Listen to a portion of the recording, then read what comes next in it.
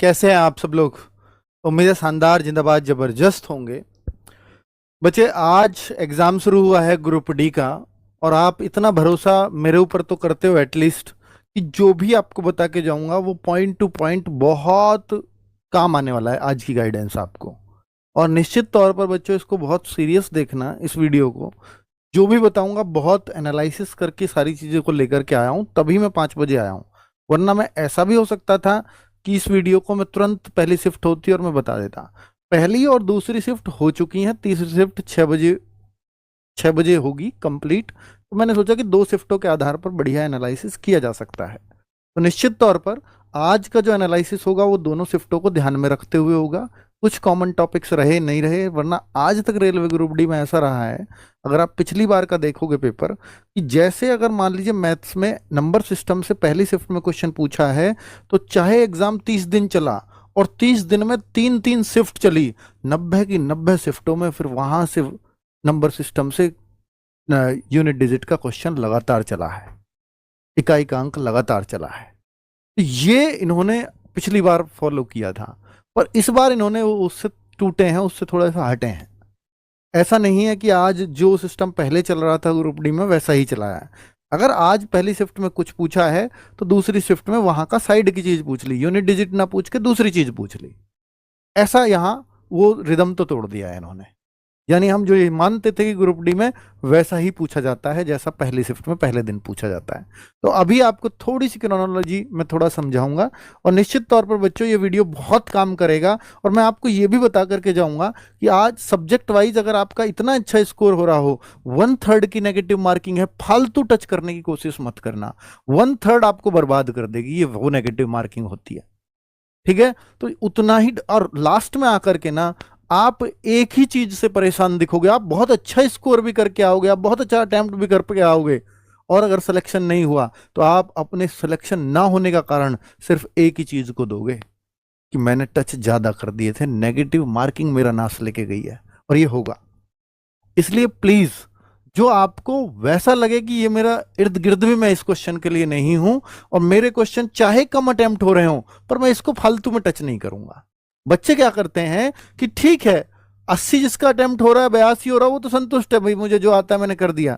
लेकिन कोई बच्चा 70-72 पे रुक रहा है तो वो ये सोचता है कि किसी ने यूट्यूबर ने ये बताया था कि 80 टच करके आना है, कट ऑफ 75 जाएगी, मैं तो 72 ही टच करके आया हूं, तो मेरा तो होना ही नहीं है, क्योंकि किसी ने बता दिया कि 75 सेफ स्कोर है। अब जो 72 टच कर रहा है, चाहे वो सही ही कर रहा है, अब उसको लगेगा कि यार तू तो कहीं सिलेक्शन से बाहर है, इसलिए तू टच और ज्यादा कर। इसलिए गड़बड़ हो जाती है बच्चों। इन बातों को बहुत गौर से सुनना। ऐसा भी होता है कि ग्रुप डी में 30-30 नंबर का नॉर्मलाइजेशन मिलता है, 30-30 नंबर का। अगर कोई 70-72 टच करके आया और उसके मान लीजिए 65-66 सही भी हो गए और उसकी शिफ्ट बहुत टफ हुई, आप क्यों 80 टच के पीछे पड़े हुए हो, क्यों 75 टच करोगे आप? भाई आपको 65 सही कर दिए, 72-73 टच करके आए हो, 65 सही हो गए, जिसकी संभावना भी रहती है। और आपको नॉर्मल हो सकता है, आपकी शिफ्ट बहुत हार्ड हो, आपको नॉर्मलाइजेशन 20 नंबर का फायदा हो गया।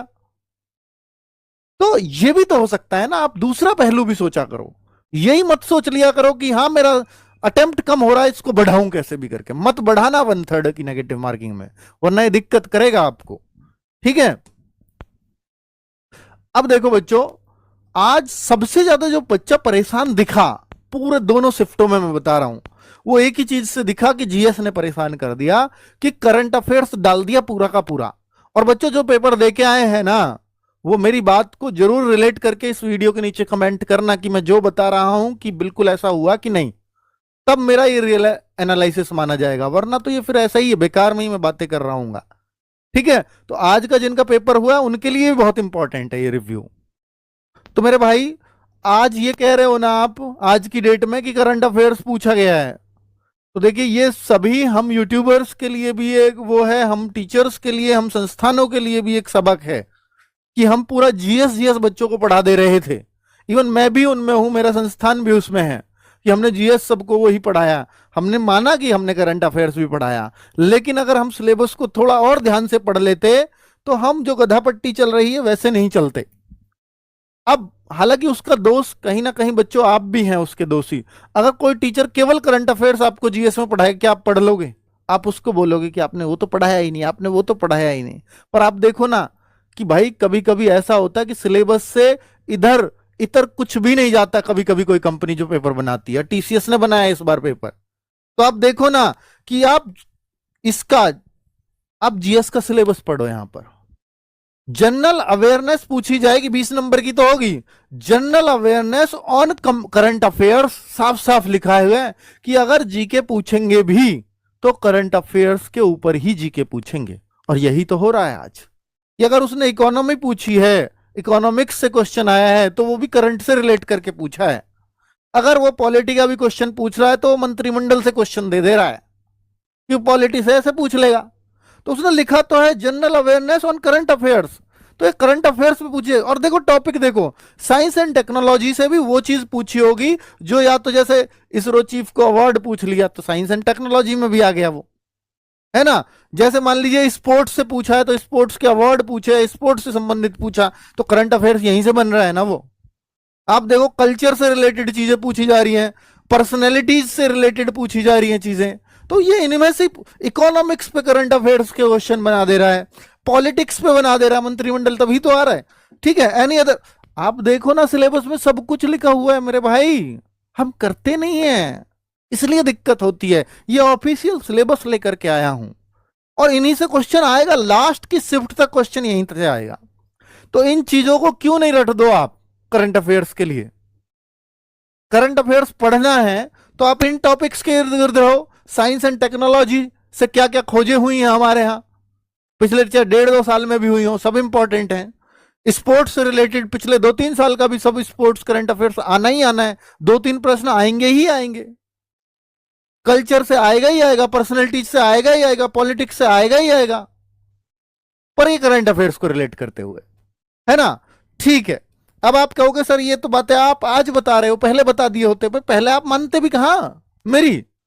कहते नहीं हिस्ट्री कैसे नहीं आएगी, मास्टर पागल हो गया है। पॉलिटी कैसे नहीं आएगी, इसलिए मास्टर को पढ़ाना पड़ता है, क्योंकि आपको लगेगा ये तो है नहीं किधर भी। पेपर आता है तो फिर कहोगे हाँ, पेपर के टाइम पे एक दिन आप उसकी प्रशंसा कर दोगे, बाकी दिन उसको गाली दोगे, तो उसकी भी कहां हिम्मत बचती है। ये बात होती है ना। अब अगर मैं देखूं मेरे भाई, सारी चीजों को अब ये समझना। देखिए अब तक जो हो गया, अब तक एक बच्चा कह रहा है सर अब तक क्यों नहीं बताया। भाई अब तक जो हो गया ठीक है, हमें भी थोड़ी पता है कंपनी बिल्कुल सिलेबस पे बिल्कुल अडिग रहेगी। आज रही है तो आज बता रहा हूं कि भाई इसको इस तरह से ही करना है अब आगे के पेपर के लिए। आज तो आपको सीख आ गई ना, आज से ही समझ जाओ। आपके लिए हम लोग क्लास लगवा देंगे, और बताओ। और लगवा रहे हैं करंट अफेयर्स की, आज 3 क्लास आपको मिलेंगी। एक मिल चुकी है 3 बजे, एक रात को 10 बजे तक भी मिलेगी, एक बीच में मिलेगी 7 बजे के आसपास। तो 3 क्लासेज उन सभी टॉपिक्स को कवर कर रही होंगी जो आगे आपके काम आएंगी। तो हम सिलेबस पे करा रहे हैं, एनालिसिस पे नहीं, सिलेबस पे। ठीक है, चलो अब अगर मैं देखूं बच्चों कि भाई आप ये पूछना चाहो मुझसे कि सर मैथ्स कैसा आया, रीजनिंग कैसी आई, मैं पेपर नहीं बता रहा हूं कि ना, मैं बता सकता हूं, ये रेलवे ने मना किया है। ठीक है, मैं आपको ये बता रहा हूं कि पेपर आया कहां कहां से है, ताकि आप वैसी तैयारी कर लो। पेपर एनालिसिस तब होता जब मैं उन क्वेश्चंस को करवा रहा होता कि क्या क्या क्वेश्चंस आए हैं। तो देखो सीटिंग अरेंजमेंट बहुत ज्यादा आ रहा है, इस चैप्टर को एक बार और अच्छे से कर जाना। सीटिंग अरेंजमेंट की एक स्पेशल क्लास में लगवा दूंगा रीजनिंग में। ठीक है, आज लगने वाली है, 3 से 4 क्लास आ रहे हैं। और अगर रीजनिंग रीजनिंग अगर आप देखोगे तो एवरेज बच्चा जो कर पा रहा है 27-28 अटेम्प्ट आराम से कर दे रहा है यार रीजनिंग में। फिर ये 1-2 कहां फंस रहे हैं, या तो पजल में फंस रहा है। और सीटिंग अरेंजमेंट के 3-4 क्वेश्चन आ रहे हैं तो 2 आसान आ रहे हैं, 2 थोड़े से आपको फंसाने वाले आ रहे हैं। यही उसका 27-28 हो रहा है, बाकी सब जगह उसको, हाँ 1-2 सीरीज में भी उसको दिक्कत आ रही है। ठीक है, सीरीज के क्वेश्चन भी 1-2 परेशान करने वाले हैं। तो अगर मैं आपको बताऊं कि सीटिंग अरेंजमेंट कथन निष्कर्ष नहीं परेशान कर रहा है, नंबर सीरीज ये कर रही है परेशान। ठीक है, डायरेक्शन और नंबर सीरीज में 1-2 आपकी बन जाएगा, 1-2 आपको परेशान करेगा। 3-4 क्वेश्चन बहुत होते हैं। डायरेक्शन के 3-4 क्वेश्चन नहीं करते परेशान, कोडिंग डिकोडिंग नहीं करेगा, ब्लड रिलेशन 1-2 क्वेश्चन है हो जाएगा। ये 1-2 क्यों लिखे हैं, किसी पहली शिफ्ट में 1 आ गया, दूसरी में 2 आ गए, इसलिए 1-2 लिखा है। ये आपको 3-4 2-3 इसलिए मिलेंगे क्योंकि एक शिफ्ट में इतने हैं, एक शिफ्ट में इतने हैं। पर इन चैप्टर्स से हर शिफ्ट में प्रश्न अब आना है।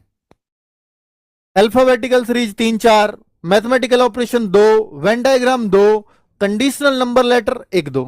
ये वही होती है आपकी सांकेतिक कोडिंग वोडिंग वाला, कंडीशनल नंबर पे आप ज्यादा मत जाना। ठीक है, तो अब इस तरह के क्वेश्चंस आपको मिल जाएंगे स्पेशल प्रैक्टिस सेट्स में, जो भी मैं बताऊंगा कब कैसे होगा। तो कुल मिलाकर के ये आपका क्वेश्चन पेपर है रीजनिंग का। अब मैं आपको थोड़ा बता देता हूं मैथ्स का, और मैथ्स का हम थोड़ा लेवल भी लेकर के चलेंगे। लेवल मैंने आपको रीजनिंग का डिस्कस कर लिया, बाकी कोई चैप्टर बहुत परेशान करने वाला नहीं है। अभी मैं अगर मैथ्स में बोलूं तो मेरे भाई रेशो के एक शिफ्ट में आ गया एक प्रश्न, एक में नहीं आया है, तो इस तरह से आ रहा है। और पार्टनरशिप का 1-2 प्रश्न आ रहा है, टाइम एंड वर्क के 2 प्रश्न आ रहे हैं, पाइप सिस्टम से भी क्वेश्चन आया एक शिफ्ट में, बोट एंड स्ट्रीम से भी आया, दोनों शिफ्टों में एक एक आया है। ठीक है, इनसे अक्सर लोग मानते हैं पाइप सिस्टम और बोट स्ट्रीम से आएगा नहीं प्रश्न, पर इन दोनों ही चैप्टर से आया है। और मुश्किल क्वेश्चन नहीं है, आसान क्वेश्चन है, बना लोगे आप, थोड़ा सा भी पढ़ लोगे तो। एसआई एंड सीआई, इसके थोड़े से क्वेश्चन आ रहे हैं, फंसाने वाले आ रहे हैं, एक दो प्रश्न आ रहे हैं। मान लीजिए एक एक कभी दोनों में शिफ्टों में आ गया, एक एक दोनों सीआई एसआई से, और एक शिफ्ट में किसी एक से आया है।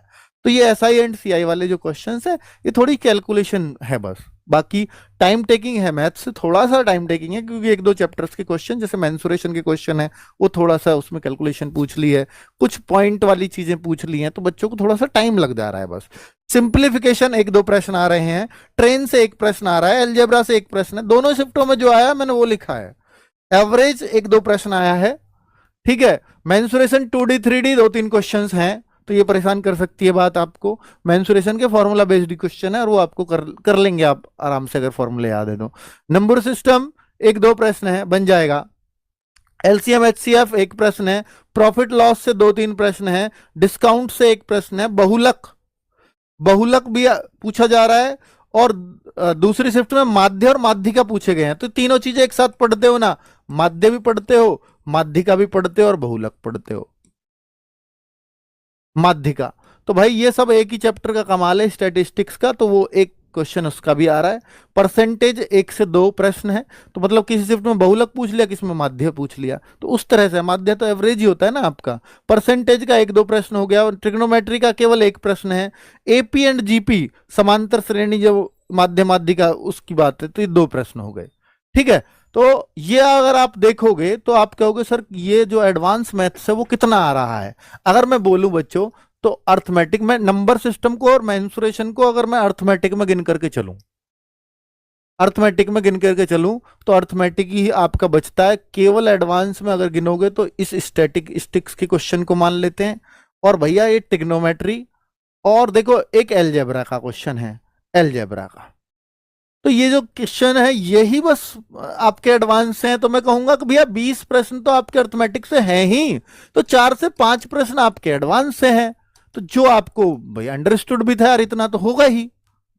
ठीक है, कुछ लोग इसको नंबर सिस्टम को एडवांस में मान लेंगे, तो फिर वो थोड़ा सा बढ़ जाएगा। मेंसुरेशन को भी उधर मान के चलेंगे तो ये 6-7 तक चली जाएगी चीजें, है ना। चलो, अब हम साइंस की बात, तो कुल मिलाकर के जो मैथ्स है थोड़ा सा टाइम टेकिंग है, और लेवल भी किसी किसी चैप्टर का, जैसे मैंने बोला, तो लेवल मुश्किल नहीं है। कैलकुलेशन से कितने बना सकते हैं हम, मैं वो आगे बताऊंगा कि कितने हमारे बनाने लायक हैं। ठीक है, और अगर मैं देखूं कि साइंस में क्या है, तो साइंस में बायोलॉजी से 8-10 प्रश्न है, और बायोलॉजी से आगे देखेंगे जैसे सेल्स है अच्छे से घोट दो, प्लांट है अच्छे से घोट दो, तो कुछ चीजें जैसे रोग हैं, रोग से सीधा भाई बायोलॉजी में रोग तो सबसे इंपॉर्टेंट चीज है ना, तो जो डिसीज हैं उनको रट दोगे, दोनों शिफ्टों का प्रश्न बन जाता। तो बायोलॉजी के प्रश्न मुश्किल नहीं है, जो आप पढ़ते हो एक्चुअली बायोलॉजी में वही पूछा जा रहा है। ठीक है, फिजिक्स भी आसान आ रही है। फिजिक्स भी 4 क्वेश्चन, मान लीजिए 8 क्वेश्चन आए हैं, तो 4 क्वेश्चन आपके न्यूमेरिकल है और 4 क्वेश्चन आपकी थ्योरी से है। क्लोरोफिल वगैरह से भी क्वेश्चन बना है। ठीक है, तो उस तरह से, और फिजिक्स से आप देखेंगे तो जो आपके मेन चैप्टर्स होते हैं उनसे प्रश्न बन रहे हैं, जैसे इलेक्ट्रिसिटी है तो वहां से प्रश्न बन रहा है। ठीक है, तो उस तरह से तो फिजिक्स का कोई मतलब, आप कहेंगे जो 10th की एनसीईआरटी है जिसने पढ़ी है उनका प्रश्न बहुत आराम से बनेगा। और अगर आपने, क्योंकि फिजिक्स में तो हमें एज इट इज इस तरह से मिला है कि सर धर्मेंद्र सर ने जो चीज कराई थी बिल्कुल एज इट इज वो पूछी जा रही है। ये क्योंकि फिजिक्स बाहर गई ही नहीं है, मैं अगर कोई और टीचर भी पढ़ा रहा होगा उसका भी ऐसे ही मिल रहा होगा। तो फिजिक्स की बहुत टेंशन नहीं है, बायोलॉजी की बहुत टेंशन नहीं है, टेंशन की एक चीज लगेगी आपको, केमिस्ट्री। 4-6 प्रश्न जो इसके आ रहे हैं वो थोड़ा सा डीपली पूछ रहा है, वो उतना उतना आसान नहीं है। मतलब ये रिएक्शन से क्वेश्चन पूछ रहा है ना। तो रिएक्शन से क्वेश्चन जब भी आएगा तो बॉन्ड से क्वेश्चन पूछ रहा है, कार्बन बॉन्ड, तो ये थोड़ा डीप क्वेश्चन माना जाता है जब भी इस तरह के क्वेश्चन, रिएक्शन से क्वेश्चन हो गया, बंद से क्वेश्चन है, तो फिर वो थोड़े से डीप होते हैं। तो इनको एक बार और पढ़ा दिया जाए तो फिर कितना बढ़िया रहेगा, है ना, चीजों को। ठीक है, वो सब मैं अभी बताने वाला हूं कैसे पढ़ेंगे। ऑल सब्जेक्ट्स से 2-3 प्रश्न हैं और सारा करंट अफेयर्स ही है 17-18 का, क्योंकि ये ऑल सब्जेक्ट भी ना ये बच्चे बता नहीं पा रहे हैं, वो भी करंट से रिलेट कर रखा होगा भाई। 20 के 20 प्रश्नों को उसने बोला है,